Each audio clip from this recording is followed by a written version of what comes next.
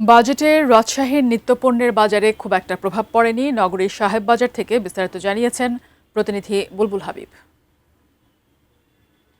গত বৃহস্পতিবারে যে বাজেট ঘোষণা করেছে অর্থমন্ত্রী, তারপরে আমরা দেখেছি যে আমাদের রাজশাহীর যে বাজার রয়েছে নিত্যপণ্যের যেখানে বেচা বিক্রি হয় সেখানে আমরা পুরো ঘুরে দেখেছি এবং যারা বিক্রেতা এবং ক্রেতা তাদের উভয়ের সঙ্গে কথা বলেছি।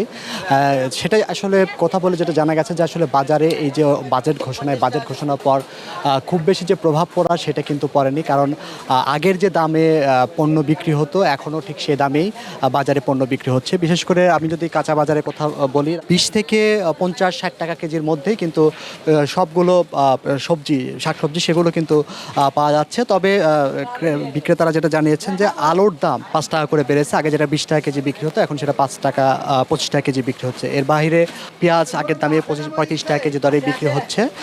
তবে মশলা জাতীয় যে দ্রব্য রয়েছে তার মধ্যে ডাল এবং জিরা এই দুটি পণ্যের দাম কিছুটা কমেছে বলে ব্যবসায়ীরা আমাদেরকে জানিয়েছেন। এর বাইরে যদি বলি, ভোজ্য তেলের কিন্তু ব্যাপক ঘাটতি রয়েছে, কারণ ভোজ্য তেল কিন্তু বাজারে পাওয়া যাচ্ছে না এমনটি জানিয়েছেন দোকানদাররা।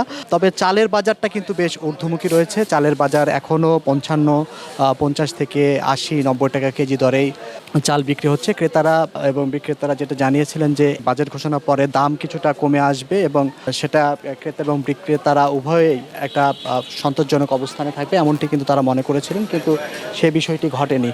একটু যদি বলেন যে এই যে বাজেট ঘোষণা করলো, দাম কি বাড়ছে কমছে কোনো জিনিসের? এখনো বোঝা যায়নি।